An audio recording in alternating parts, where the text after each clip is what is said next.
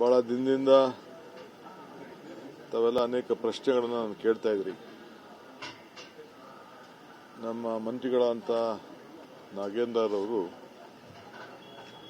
ಸಾಯಂಕಾಲ ಮಾಧ್ಯಮ ಉದ್ದೇಶಿಸಿ ಮಾತನಾಡಿದ್ರು ಅಂತೇಳಿ ನನಗೆ ತಿಳಿತು. ಅದಾದಮೇಲೆ ಬಂದು ಈಗ ನನ್ನನ್ನು ಭೇಟಿ ಮಾಡಿದ್ದಾರೆ. ಭೇಟಿ ಮಾಡಿ ರಾಜೀನಾಮೆ ಪಕ್ಷದ ಹಿತದೃಷ್ಟಿಯಿಂದ, ಪಕ್ಷಕ್ಕೆ ಮುಜುಗರ ಆಗಬಾರ್ದು, ನಿಮಗೆ ಮುಜುಗರ ಆಗಬಾರ್ದು ಅಂಥೇಳಿ ನನ್ನಿಂದ ಒಂದು ವಾರ ಸದನ ಹೋಯಿತು. ಇಂಥ ಘಟನೆ ಆಗಬಾರ್ದು ಅಂಥೇಳಿ ಭಾಳ ನೋವಿನಿಂದ ಅವರ ದುಃಖ ದುಮಾನ ಜೊತೆಯಲ್ಲಿ ರಾಜೀನಾಮೆಗೆ ಇಂಗಿತವನ್ನು ವ್ಯಕ್ತಪಡಿಸಿದ್ದಾರೆ. ಸೊ ನನಗೂ ಕೂಡ ಮನಸ್ಸಿಗೆ ಭಾಳ ನೋವಾಗ್ತಾ ಇದೆ. ಒಬ್ಬ ಪರಿಶಿಷ್ಟ ಜಾತಿ, ಒಬ್ಬ ಬಿಜೆಪಿ ಒಬ್ಬ ಸೀನಿಯರ್ ಮುಖಂಡರ ಮೇಲೆ 2 ಬಾರಿ ಹೋರಾಟ ಮಾಡಿ ಚುನಾವಣೆ ಗೆದ್ದವರಿಗೆ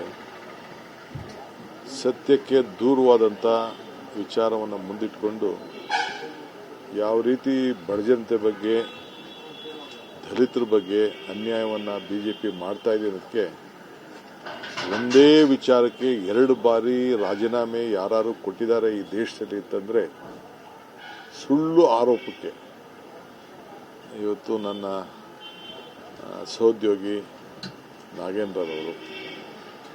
ಸೊ ಪಕ್ಷಕ್ಕೋಸ್ಕರ ನಾನು ಯಾವಾಗಲೂ ಹೇಳ್ಕೊಂಡು ಬಂದೆ, ಎಲ್ಲ ತ್ಯಾಗಕ್ಕೂ ಅವರು ಬದ್ಧರಾಗಿದ್ದಾರೆ ಅಂತೇಳಿ. ಸೊ ಅವರು ಅದನ್ನು ಇವತ್ತು ಪ್ರೂವ್ ಮಾಡಿದ್ದಾರೆ. ನನಗೆ ವಿಶ್ವಾಸ ಇದೆ ಆದಷ್ಟು ಜಲ್ದಿ ಅವರು ಆರೋಪದಿಂದ ಮುಕ್ತ ಆಗ್ತಾರೆ ಅಂತ. ಗವರ್ನರ್ ಅವರು ಕೂಡ ನನಗೆ ಪ್ರಾಸಿಕ್ಯೂಷನ್ ಪರ್ಮಿಷನ್ಗೆ ಬರೆದಿದ್ದಾರೆ. ಇನ್ನು ಅನೇಕದ್ದು ಬರೋದಿದೆ, ನನಗೂ ಇನ್ನು ಅನೇಕ ಕಳಿಸ್ಕೊಡೋಂಥದ್ದು ಕೂಡ ಇದೆ. ನಾನು ಅದೆಲ್ಲ ಹೇಳಕ್ಕೆ ಹೋಗುವುದಿಲ್ಲ ನಾನು. ಸೊ ನಾನು ಕಾನೂನು ಚೌಕಟ್ಟಿನಲ್ಲಿ ಅದೇನು ಮಾಡಬೇಕು ಅಂತೇಳಿ, ಕಾನೂನು ಏನು ಹೇಳ್ತದೆ ಅಂತೇಳಿ ನಾನು, ಯಾಕೆಂದರೆ ಒಬ್ರಿಗೊಂದು ಇನ್ನೊಬ್ರಿಗೊಂದು ಮಾಡೋಕ್ಕಾಗೋದಿಲ್ಲ, ಕಾನೂನು ಕೇಳಲೇಬೇಕಾಗ್ತದೆ. ನನ್ನ ಕಾನೂನು ಚೌಕಟ್ಟಿನಲ್ಲಿ ಏನೇನು ಇದೆ ಅನ್ನೋ ಪರಿಶೀಲನೆ ಮಾಡಿ ಆ ಪ್ರಾಸಿಕ್ಯೂಷನ್ ಪರ್ಮಿಷನ್ ವಿಚಾರದಲ್ಲಿ ತೀರ್ಮಾನವನ್ನು ಮಾಡ್ತೇನೆ.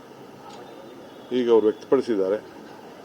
ನಮ್ಮ ವರಿಷ್ಠರ ಗಮನಕ್ಕೆ ಈಗ ರಾತ್ರಿ ತರ್ತೀನಿ, ತಂದುಬಿಟ್ಟು ಬೆಳಗ್ಗೆ ತೀರ್ಮಾನ ಮಾಡ್ತೀನಿ.